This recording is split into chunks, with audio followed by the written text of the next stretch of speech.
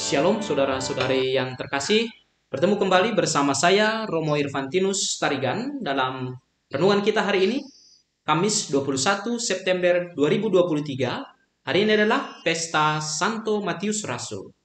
Bacaan Injil kita hari ini diambil dari Injil Matius bab 9 ayat 9 sampai 13. Setelah Yesus pergi dari situ, ia melihat seorang yang bernama Matius duduk di tempat pemungut cukai.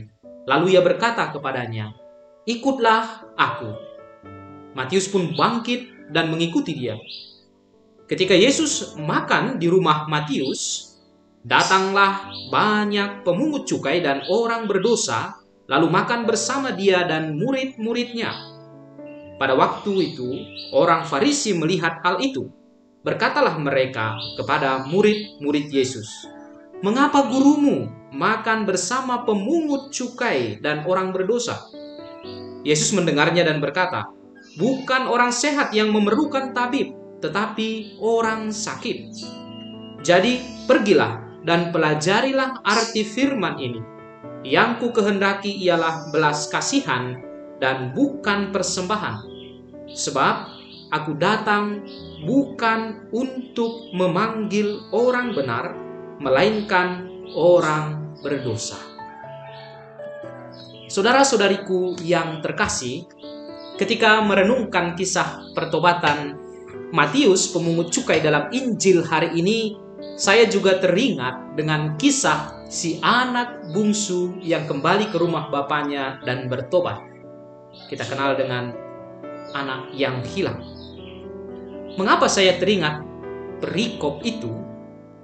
Sebab kembalinya si bungsu ke rumah bapaknya atau pertobatan si bungsu dirayakan juga dengan perjamuan makan.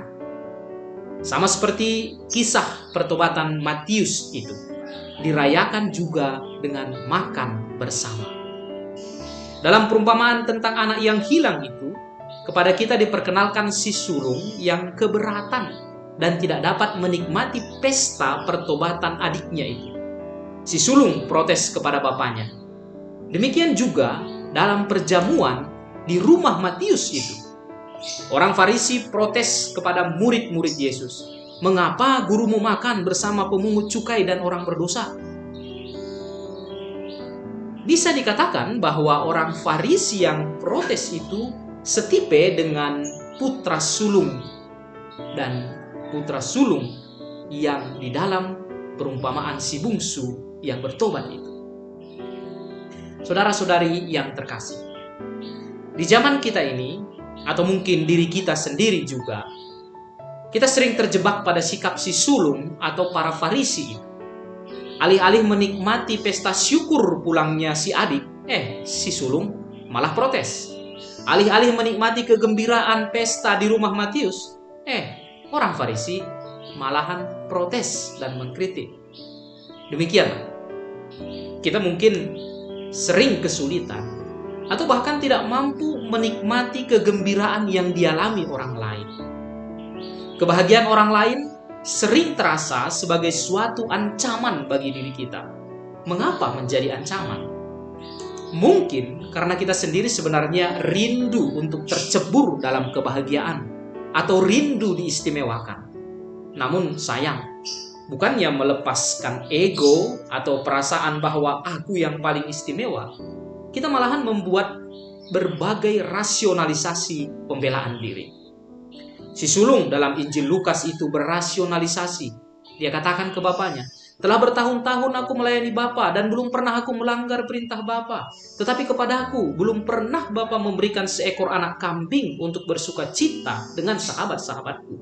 Tetapi baru saja datang anak Bapa yang telah memboroskan harta kekayaan Bapa bersama-sama dengan pelacur-pelacur, maka Bapa menyembelih anak lembu tambun itu untuk dia." Orang Farisi itu dalam Injil hari ini juga berasionalisasi. "Mengapa gurumu makan bersama pemungut cukai dan orang berdosa?" Ada banyak kita, saudara-saudariku yang terkasih, ada banyak kita orang Kristen yang memang masuk ke dalam tipe anak sulung atau orang Farisi itu. Bagaimana itu? Kita bisa saja rajin ke gereja, menjadi pengurus-pengurus gereja, suka mendengar-dengar berbagai renungan di YouTube, dan berbagai jenis kegiatan-kegiatan rohani lainnya. Ringkasnya, kita ini tidak pernah jauh-jauh dari altar, tetapi kok belum merasa menjadi bagian utuh dari gereja. Kita ini menyerukan nama Tuhan dalam doa-doa dan puji-pujian, tapi kok relasi dengan Tuhan itu seperti kering saja. Tapi kok relasi dengan Tuhan itu tinggal di konsep-konsep saja, atau tindakan-tindakan praktis saleh saja. Tetapi Tuhannya sendiri tak pernah diperkenankan masuk ke dalam ruang batin kita. Bisa jadi saudara-saudari yang terkasih, Anda yang mendengar saya merasa saya ini seperti orang yang terlalu pesimis, atau mungkin juga terlalu perfeksionis. Tetapi bukan demikian. Tindakan-tindakan saleh yang kelihatan dari luar, seperti yang terjadi pada si sulung dan orang Farisi, sering malah menjadi sebuah topeng. Orang-orang yang terjebak dalam pola beriman seperti itu malah cenderung memperalat agama atau sabda Tuhan dengan berbagai cara. Salah satunya dengan cara ritual-ritual saleh keagamaan. Ritual-ritual saleh keagamaan sering digunakan sebagai sumber nama baik, sumber status sosial, sebagai tokoh dalam masyarakat. Sayangnya saudara-saudari, orang-orang seperti ini pula lah yang malahan sering menjadi orang yang sulit menerima kebaikan-kebaikan baru dan menjadi sumber perpecahan.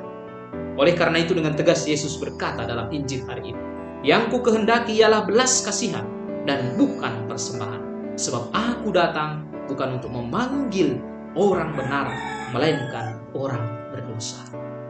Saudara-saudari yang terkasih, Yesus tidak hanya melihat apa yang kelihatan dari luar. Yesus juga tidak meninggalkan seorang pun di belakang. Sebaliknya malahan orang-orang yang kelihatannya terpinggirkan, dia tempatkan di barisan pertama. Rupanya, sentuhan personal dan tulus dari Yesus itu membuat Matius bertobat dan mengikuti Yesus. Matius yang dulunya tertutup di balik kantor tempat dia memungut cukai dan pajak itu membuka pintu. Dia membawa dan membiarkan Yesus masuk ke rumahnya, membiarkan Yesus ke ruang pribadinya.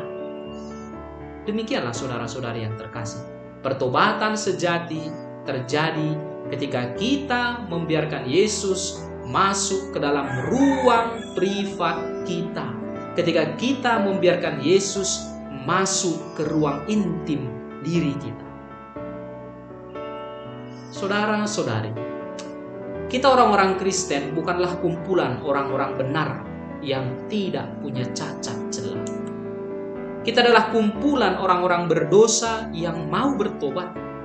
Kita adalah orang berdosa yang bisa ikut dan menikmati kebahagiaan dari saudara-saudari kita. Kita memiliki dosa-dosa masing-masing, memiliki luka-luka di hati masing-masing. Kita ini semua adalah orang-orang terluka, tetapi orang-orang terluka yang mau untuk saling menyembuhkan. Kita orang terluka yang saling menyembuhkan, bukan saling melukai lagi. Itulah panggilan kita. Tuhan memberkati